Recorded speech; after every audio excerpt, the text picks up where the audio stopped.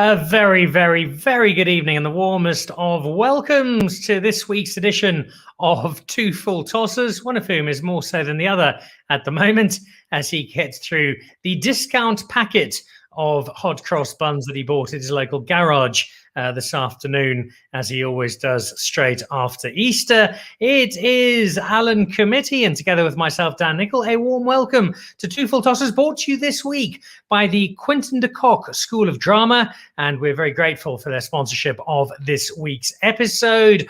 On the back of all the drama we had in the cricket South Africa versus Pakistan, it was an extraordinary game of cricket there, Mr. Committie, and what a finish.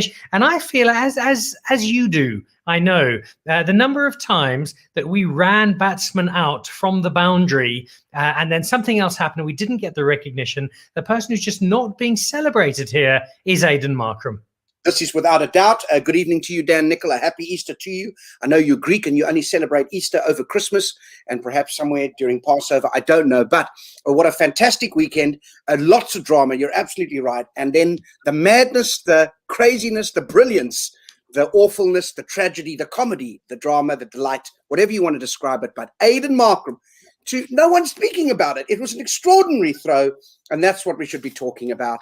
That and the fact that umpire Marie seems to have eaten some more Easter eggs since last Easter, but that's also something that can be discussed on another show. But yeah, it was kind of strange, wasn't it?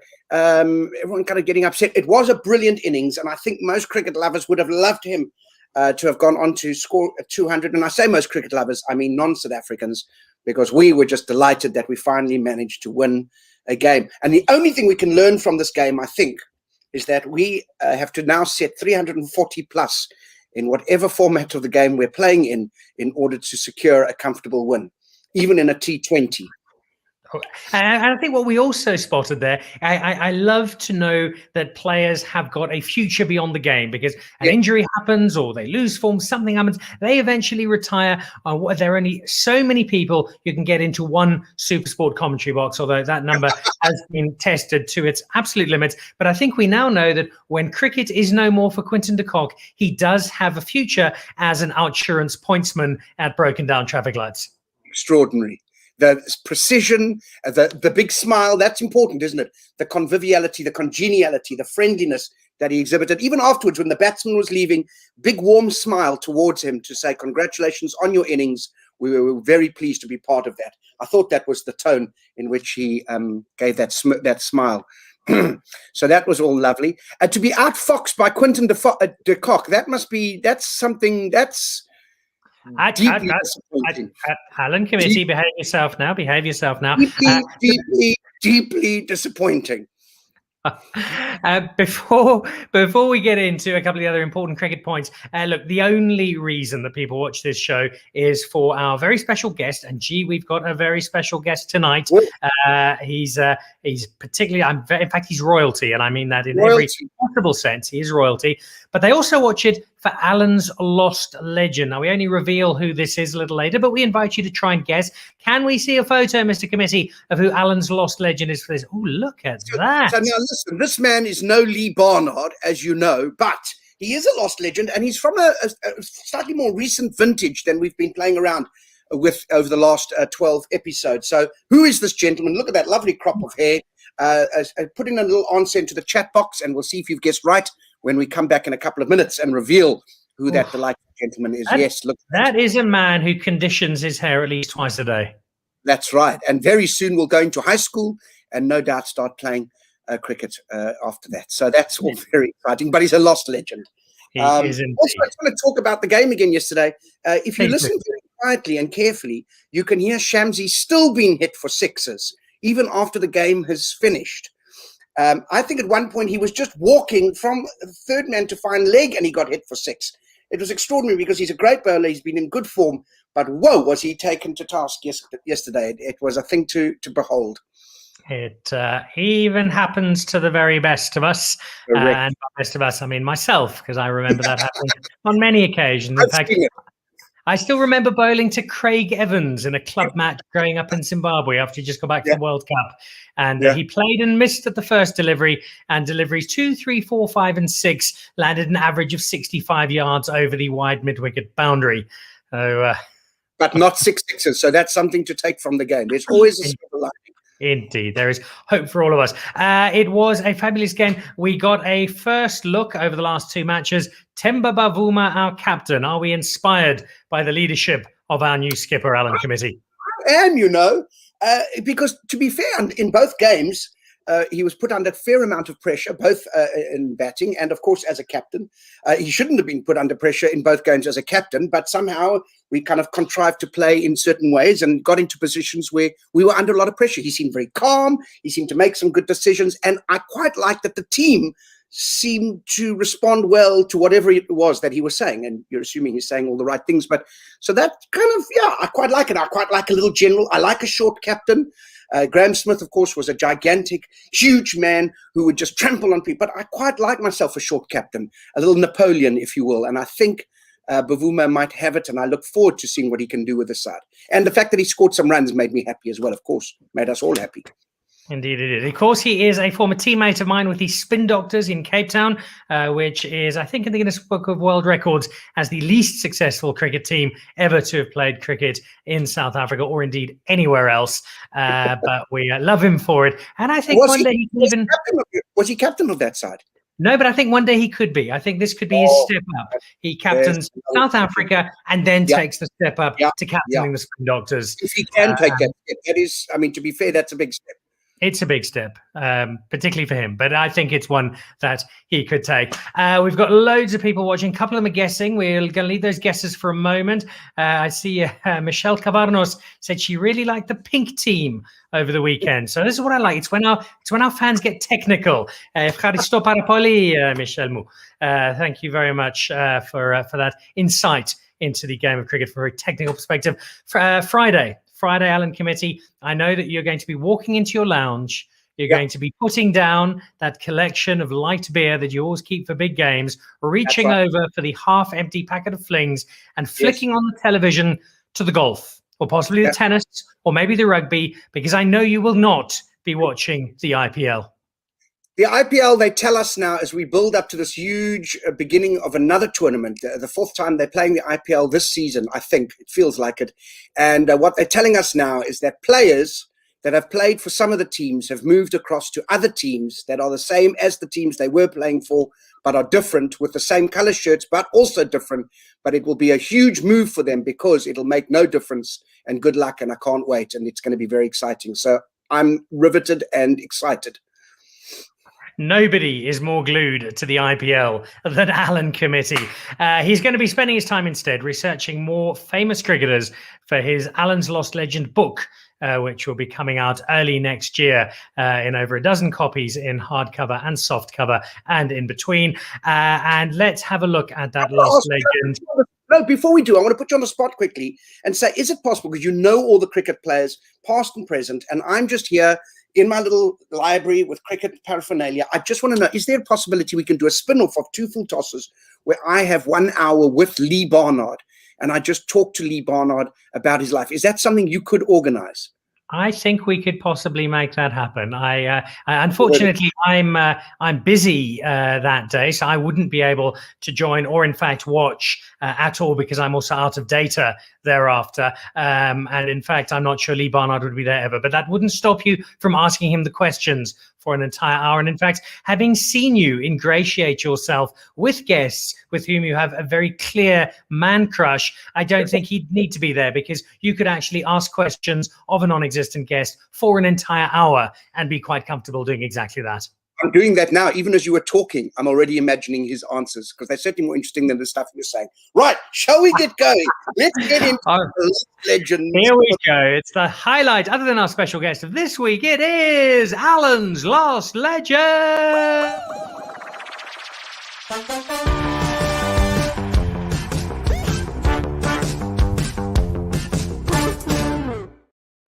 This youthful face belongs to none other than a recent lost legend, and certainly one of my favorite tearaway fast bowlers, Mr. Richard Snell. I wonder if you knew that sitting at home in the comfort of your lounges or in your bathtubs as you watched us. Monty said, Richard Snell, we were in the same res at Wits. Well, Monty, there it is. I knew it. An easy one, said Tace Brits. All right, Tace. Well, then go and watch Supersport or something. The point is, Richard Snell, who won a game in Durban for Transvaal off a no ball. In fact, he lost a game, Max Benjamin. I'm about to talk about this. How funny you should say that. He didn't win it. He lost it because he was playing against Nicholl and Jonty Rhodes. Nicholl needed, if I remember this correctly, because I was a Transvaal fan growing up, and they needed Nicholl needed 7 off the last delivery, and Richard Snell bowled a waist-high full toss. In fact, it was a head-high full toss to Jonty Rhodes, who put him over mid-wicket. It was called a no ball, and then the next ball, he smacked away to the boundary as well, and Transvaal lost the game. To my consternation, disgust, shame, and all-round disappointment. But Richard Snell, man, what a bowler with the hair. Maybe I just like him because look at that. Look at that gather. Look at that leap into the air. This man, who always looked like he was 11 years old, and yet he's probably in his 40s now, I would imagine. I don't know. You said he was on the Dan Nicholl show recently. Is that right, Dan? He was indeed. He was on last season. I think you'll find a little more in his early 50s rather than 40s, so more your generation than mine. But still the hair looks magnificent. There is a bounce to it. There is a spring to it. There is a use of conditioner that one cannot fault. In fact, I'm not sure that until Faf de Klerk came along, South Africa had seen a sportsman who cared for his hair so well. Oh, man. I've got one more memory of him bowling in Sri Lanka. Hitting, I think, a huge crack, but way wide of off stump, and this ball hitting the crack and smacking into Tilakaratne's leg stump and bowling him, and just an extraordinary bowler. He's my lost legend. He's no Lee Barnard, but a shout out to Mr. Richard Snell. All right. Well, our lost legend for this week. Thank you, Alan. I'd also like to give a shout out to you, Alan Committie, because such is the global adoration for two full tossers. And I have to be honest here, the true star of the show. I am merely the sidekick, the anchor. The real attraction comes from the grizzled, good-looking gentleman in pinstripes. You've become so big solely as a result of two full tossers that you actually find yourself on a magazine cover this month. So there we go. That is the Kalula Online magazine. And that is purely, if you read it, there is a 16-page feature inside about Alan Committie being on two full tossers. So well done, Alan. I think it's just reward for your services to cricket and the online media. You're very kind. I thank you. I'll get you your copy. I'll send it to you. It's digital, but it's worth it. All right. Our very special guest tonight joins us all the way from a 12-bedroom luxury mansion at Fancourt, which I think is one of several he owns around the country. He's just that big. He's that successful. He's done that well. We are very excited to have him on, and I think he's quite happy because for once his football team have actually won a game. Please welcome up the president of the Cape Town branch of the Liverpool Football Supporters Club and all-star Protean, our Cobras coach, Ashwell Prince. Hey! Good evening, gentlemen. Good evening. Yeah, it's great to join you. And I've been out on the course today and talking about lost legends. I'm feeling a little bit lost because I was not on the fairway or on the greens much. I was just lost. But it's great to join you guys. Looking forward to the show. Fantastic. I think we have you slightly lost because I don't know about you, Alan. I can't actually see Mr. Prince at the moment. So I think there might be a power cut currently happening, load shedding at Fancourt. So we'll get Ronaldo to see what he can do there. But as we can certainly hear you, and hopefully we'll see you in just a moment. Did you ever play against against Richard Snell? I did not actually. As you just pointed out to Alan there, I think he's left us on 10 to hook. I think he's what? He's what? He's a Man United supporter. I think he's 106 years old. I think he's a wicketkeeper. An alien lizard from a foreign planet. I think he went to Bishops. I mean, it's hard to know. I think he has split ends. Maybe that was it.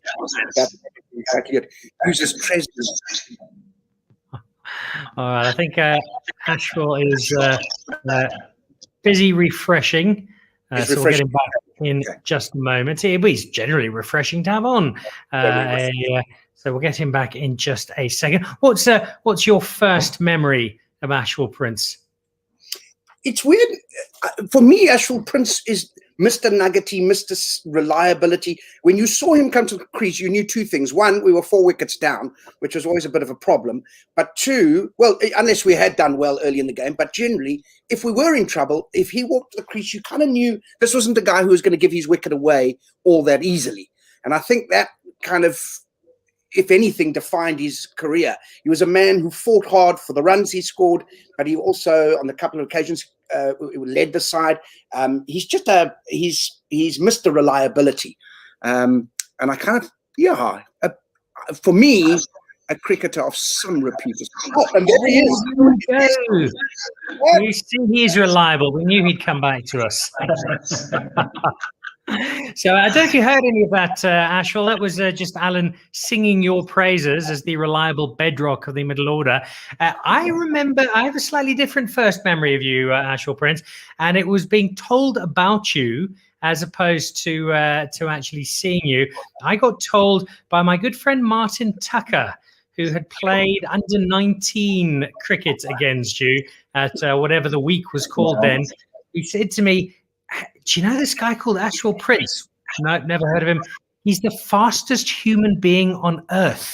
Now, generally, Martin Tucker is prone to a little bit of exaggeration, but it was pretty true. I mean, there could have been a career, Ashwell Prince, as the Wade Vanikirk of your generation if you hadn't been quite so deft with a cricket bat. Wow. Actually, I had to turn to cricket because I tried track and field for a little bit and that didn't go too well. So I had to turn to cricket for a career because I wasn't going to make a track and field. But I did a little bit of that at school. And yeah, I tried all sorts of sports at school, I guess, as you do. But no, it wasn't going to happen for me in track and field. And yeah, quite happy I turned to cricket. Now, we know you love your cricket. You're an exceptional player, now become an exceptional coach. And yet, I suspect that if we could go back in time and I were to offer you the same level of success as a footballer rather than a cricketer, you'd definitely give it some consideration. Absolutely. Look, I mean, it's crazy, really. We had a conversation in the week with a few people in the commentary box, actually.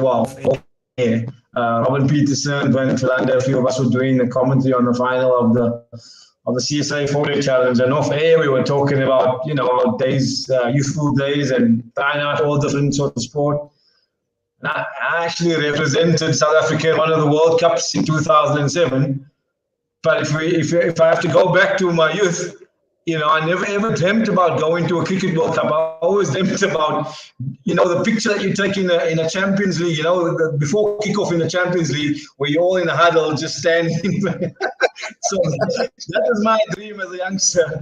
Not going to a cricket World Cup, but actually going to a football World Cup and taking that Champions League picture. But, as things, as fate would have it, obviously went a different direction. And yeah, look, I mean, at the end of the day, I'm blessed to have had the career that I had in cricket and won't change it for anything. Oh dear. The career has now moved into coaching, but before we talk about that, the actual playing, what was the all-time best Ashwell Prince moment, and then which was the worst of them? Which is the one that still has you waking up in a cold sweat at 3 o'clock in the morning, a single tear running down your cheek as your wife just has to hug you and stroke your brow? It's okay, Ashley, everything will be all right.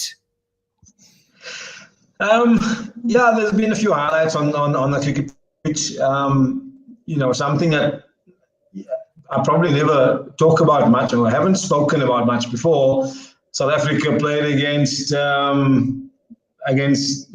quite a star-studded Indian 11 in South Africa. And if you're a betting man, which I'm not, if you put the two batting lineups up against each other and you said Ashwell Prince would score the most runs in the series, you would be a rich man today. Wow. You'd be a very rich man today.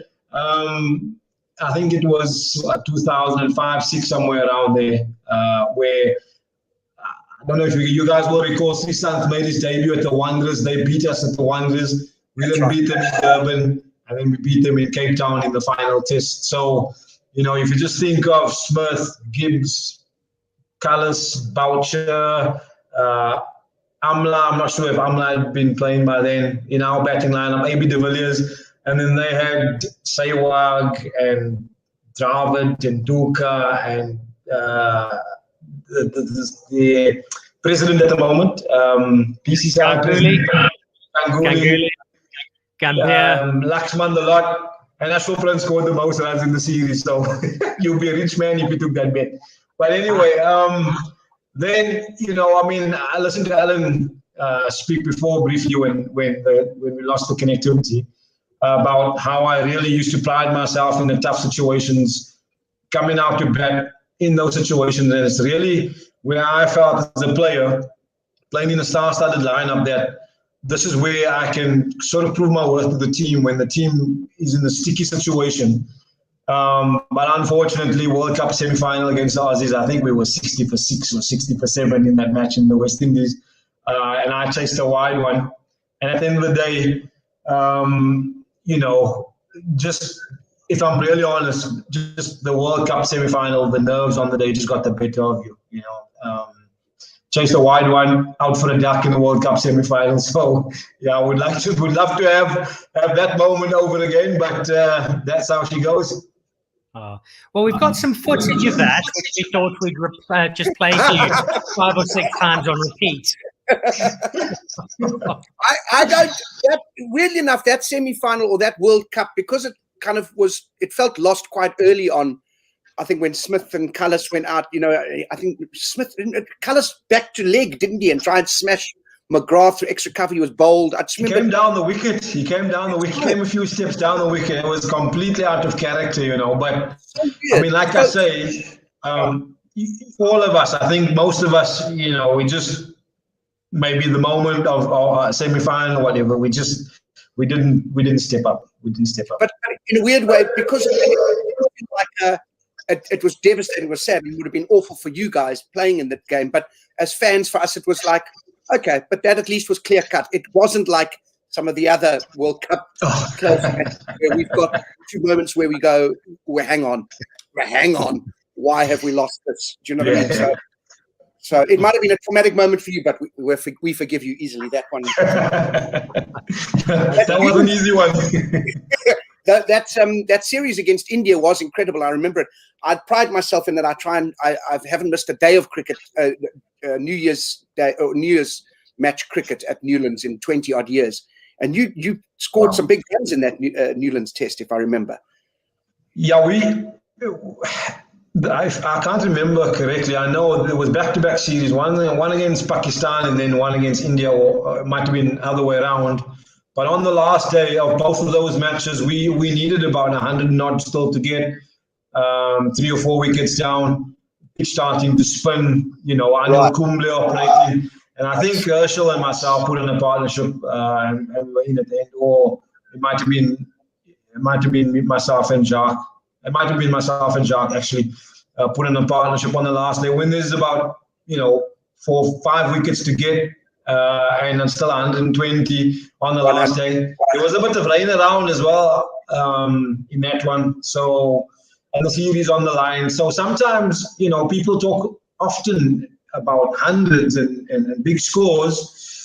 When the series is on the line and it's the final day of the test match, it's going to spin, and one of the world's best spin bowlers operating, you get a 15 a game like that. It's probably never ever spoken about, but in the context of the game and the series, it's probably something from a personal type of a reward that you feel in that situation. It won't be a standout thing for the general fan. But in the context, it was quite satisfying. Brilliant. You played so many of these long, gritty, black and white type of innings. You can almost hear the Western soundtrack to them as you take on the opposition. You're out there for so long. When you batted with guys in those games, I'm thinking particularly of Jacques Culler. So unless you're talking about golf, generally isn't really interested in having a conversation with anybody about anything. Who was the most boring person to be stuck out in the middle with as you put on 600 together, but really didn't have much to talk about? Look, I mean, it's a tough question. I batted at number 5 or 6 predominantly in Test cricket, and then I would generally the guys around there would be Cullis before me or AB after me when AB was coming into the team. So I spent a lot of time batting with those two, and it was very different for obvious reasons. Jacques would be just in his own world. You know, Jacques would have been the best, as good as he was. He would be even another 50% better than that in today's world in terms of no crowds, isolation. If he was just left with no noise and he can just bat for days, he'll bat for another 150 days if he can. And just make big numbers, you know, no crowds, no noise, just leave him to bat. You know, obviously with odd piece of advice every now and then. But that was Jacques, and then obviously with AB it was very different, high intensity. AB was probably also another reason why I would never have made it in track and field, because he was faster than me. But anyway, we turned a couple of 1s into 2s and 2s into 3s. So different intensity, obviously, with the two different guys. When you, there were moments in both one-day internationals and in Test matches where the situation allowed, or you allowed yourself to just let loose a little bit, and suddenly we would see strokes from an Ashwell Prince that you go, oh, he knows, oh, he can, oh, he's goal. And then how hard was that to do, to kind of go back into the Ashwell Prince mode of, you know, keeping your, holding onto your wicket and holding and batting for your life every time you went? What was that mind shift? Was that easy for you, or was that something you kind of went, no, it's easy enough to play in the style that I've chosen? Truth be told, Alan, if you had seen me play as an 18-year-old, 17, I was 18 when I made my first class debut. Wow. The people that know me as a 17, 18-year-old making my way into professional cricket, those shots that you're talking about, that's like the original version. Wow. And then, you know, obviously over the years was giving your wicket away so many times in domestic cricket, and you're starting to make a name for yourself, but because you're playing such an expensive game, you don't get selected for the Test team, or for in those days it was only Test and one-day cricket, you know, and there was no T20. So the ultimate aim was to get into the Test team, and to go out and score a kind of flamboyant 60 or 70, it wasn't going to get anybody in the Test team. And so that's where the mindset shift actually started, when, you know, I eventually made it into Test cricket. You know, obviously played 6 or 7 tests as a youngster. Then I was dropped. I only really came back in at 28. At 28, you've seen a different person approach things completely differently, and that mindset shift happened in domestic cricket, trying to fight my way back into Test cricket, realizing that if I go and make 60 or 70, I'm not going to get in. I've got to turn those into big scores, and then that's where things started going from, you know, you're gonna have to pack 1 or 2 shots away for a little bit later on, get a score, and then get to a point where you can allow yourself to play with a little bit more freedom. Dan touched on the football. We haven't got into it yet, but as a footballer, I was an attacker, and attacking is my game. You know, goals is my game, attacking is my game. And yeah, I mean, that, as a 17, 18-year-old, that was me. But, you know, trying to get into, obviously, I mean, you guys, you will know the era very well. Trying to get into that Test team, you know, it was hard work. And if I wanted to get in there, I needed to make an adjustment to my game. Oh, look, Alan spoke the IPL, and I remember fondly watching you make 412 ball 17s, which I think are the essence of cricket in its purest form. And so we salute you for that, Ashwell Prince. In fact, I think you just scored too quickly for all of your career. I think that was probably your downfall. But I'm going to step away from cricket because I know that Alan has got a very special guest arriving, and I know you need to collect him quickly. So while you do that, I'm going to bring you in to our quiz section, Mr. Prince, and test the academic outer limits of the Cobras coach. And I can see the entire Cobras squad is currently watching David Brooke on his treadmill, along with the rest of the team, all watching very carefully. If you've watched this show regularly, which I'm sure you do, you will know that JP Dermody, 1 out of 5, probably the benchmark for getting past. Big Vern was 1.5. Darren Goff made 4.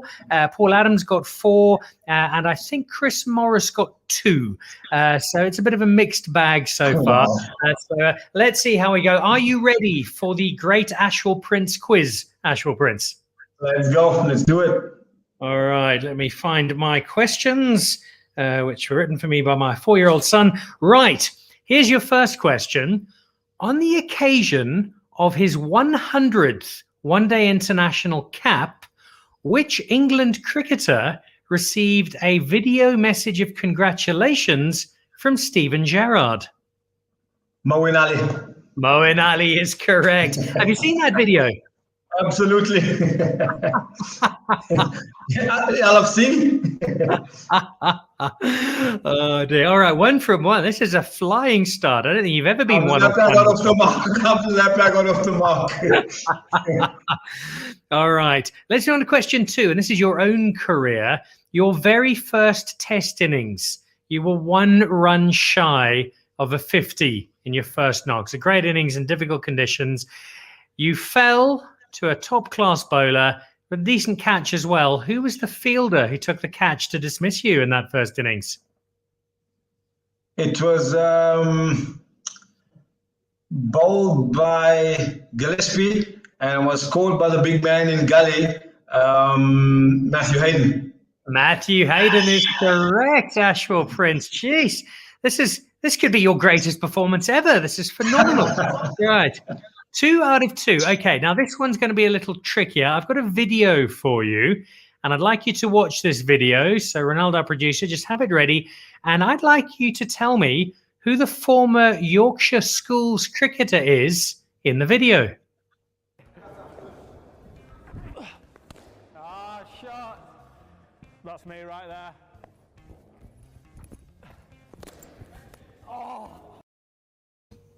Who's the batsman, Ashwell Prince? James Milner. Oh, you are on fire tonight, Ashwell Prince. Can you give me a bonus point for the bowler? Yes, he played last night for Brighton, Adam Lallana. Adam Lallana, geesh. So you're now 4 out of 3. That is phenomenal. All right.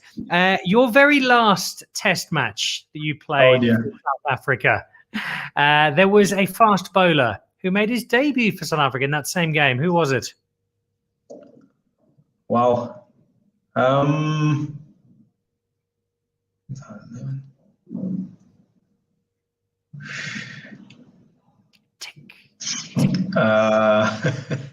It's not Philander because he played before. So 2011.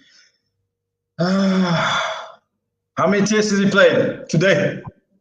I tell you, I'll give you a clue. It was 10 years ago. Oh dear. I can't get this one. 3, 2, 1.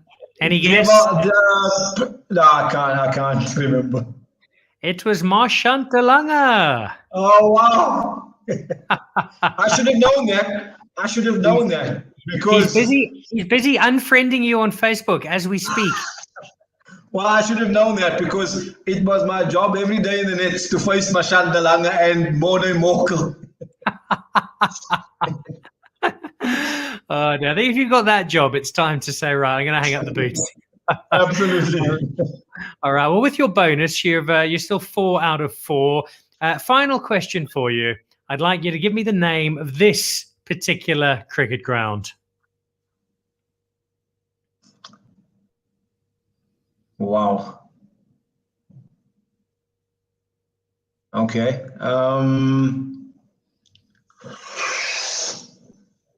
I actually don't know, but I'm gonna guess St. Vincent. It's a reasonable guess, but it's not quite right. It is the Darren Sammy National Stadium. Okay.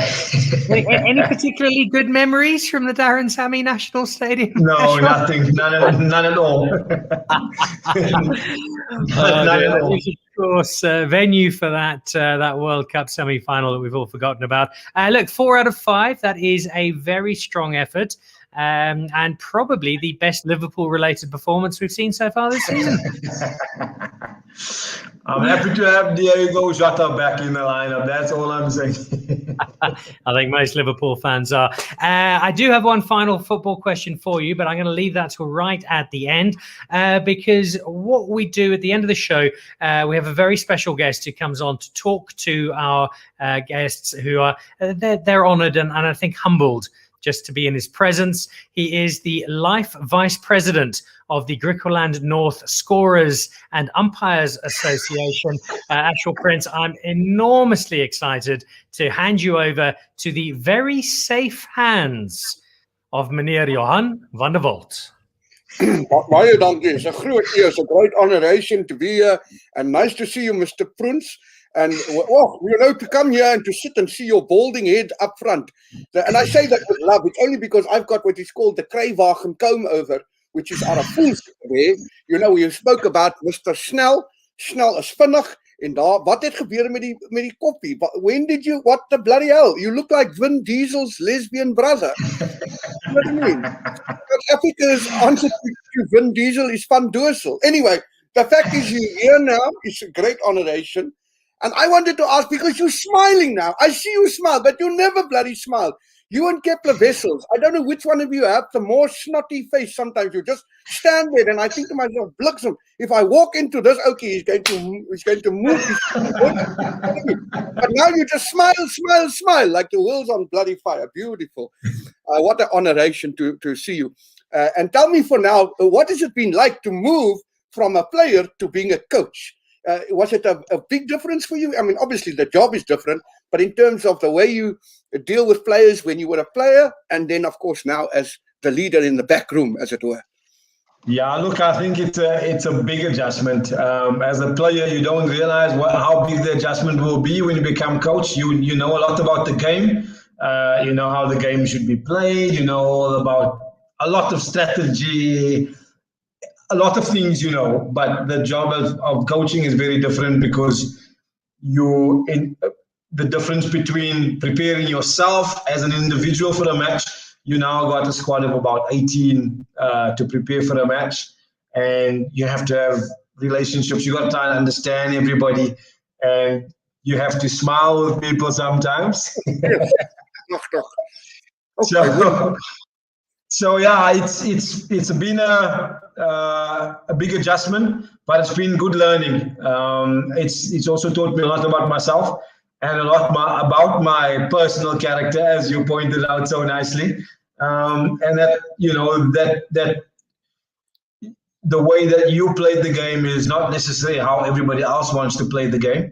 And actually, as we spoke earlier about the way I played Test cricket, I actually like to encourage people to play completely differently and go out and hit the ball, because instinctively that's what I wanted to do. I didn't always allow myself to do that, but now as a coach, like, go out and play, guys, like hit the ball. Have fun. I love it. All right, now listen for me carefully, because I've got some questions here, 10 of them, quick fire. There's no thinking. Wow. No thinking. So you must imagine that your Herschel gives now. There's no thinking, okay? You just go. I'm joking. I'm not joking. Okay, so I'm going to give you 2 choices, and then you just say which is the answer for you, okay? You don't have to explanate for me. Okay, here we go. Are you ready? Michael Jackson or Prince? For you, quickly. Michael Jackson. Nice. A strong forward defense for no runs or an edge for 4? An edge for 4. Nice. I like it very much. 17 not out or 3 for very little. 3 wickets for very little. 3 wickets for very little. I know it. I've seen your bowling. Yes, this is a tricky one. Losing to Australia by 3 runs in a final or losing to Bangladesh by 453 runs in a one-day international. Lose to Bangladesh. Mr. Bay, you're a man close to my heart. This is true. Okay, this one is very topical. King Kong or Godzilla? King Kong. Okay, you're wrong. That's fine. You can be wrong as well. Okay, this is more. What about the Prince of Calcutta? We spoke about him earlier, or the Prince of Trinidad? The Prince of Trinidad. There's only one prince. There's only one true prince. And the other true prince is Prince of Trinidad. Okay, coach or captain? Quickly, coach or captain? Coach. Fresh Prince of Bel-Air or Bad Boys? Bad Boys. I thought as much. This is going to upset you. I want you just to hold on to whatever you're holding on to because you've got to choose one. Okay? Man United or Man City? Oh, Man City any day of the week. Nice. Boy. And then finally, and this is also going to upset everyone at home, but if you had a choice to go out, you're either man-cadded or you decoxified. Which way are you going out now?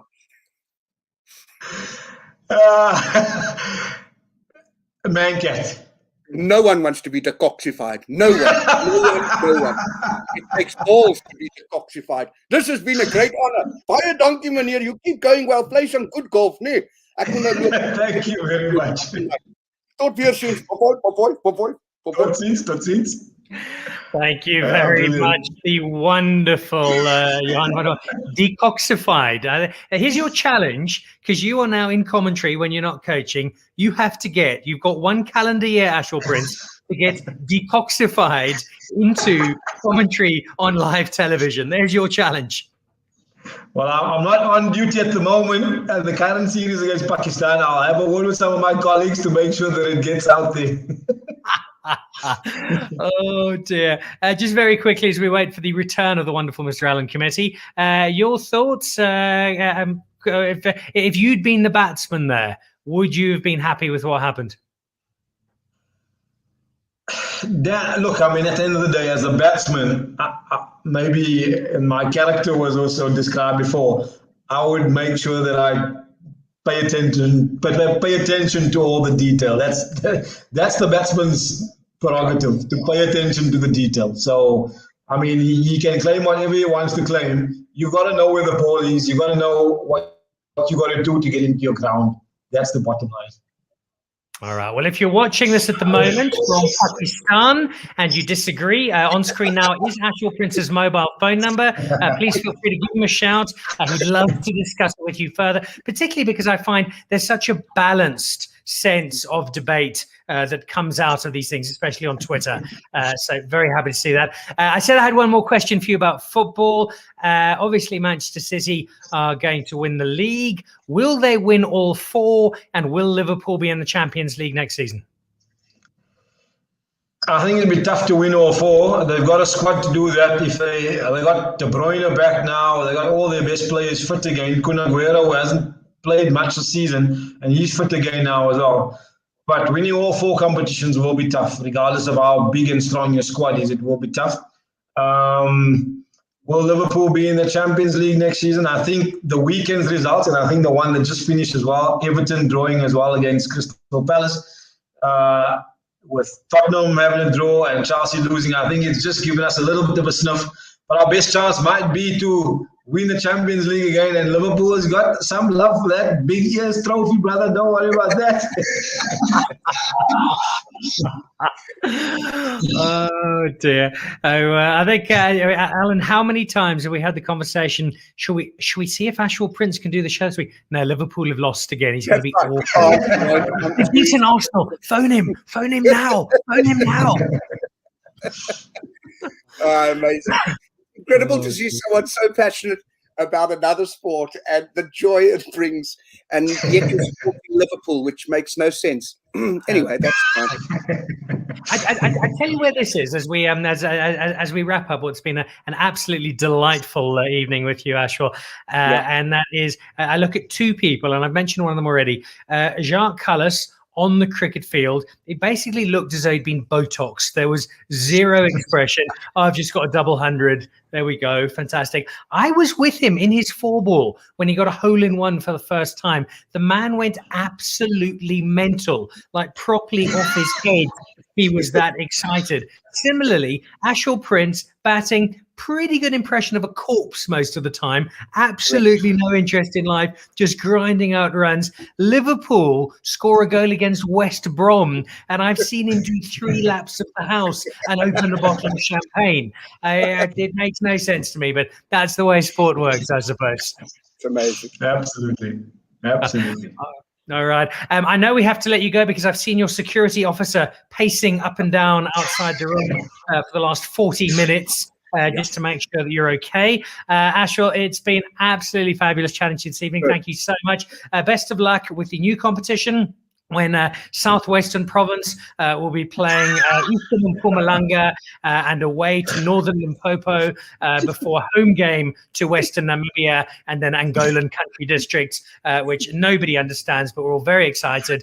Enjoy the golf. Enjoy one of the many homes you have on golf estates around South Africa, and enjoy the football. And I think both Alan and I will wish you the best of luck in staying up in the Premier League this season.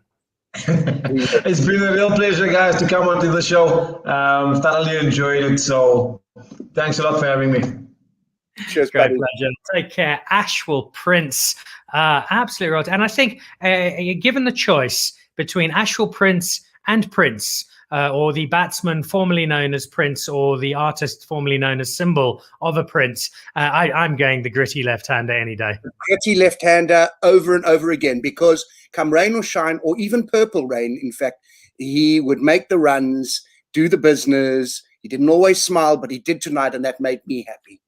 Oh, and when he does, you just say to yourself, could he be the most beautiful man in the world? On that note, Alan Committie, it is a delight and a pleasure. Keep flogging those copies of the Kalula Airline magazine to every single mate of yours you have. Have a splendid evening. Who knows? Maybe next week we'll have Kevin Peterson on the show. Oh, could it be? Could it be? Tune in. Let's see. This has been Two Full Tossers, myself, Dan Nicholl, and Alan Committie. Goodbye.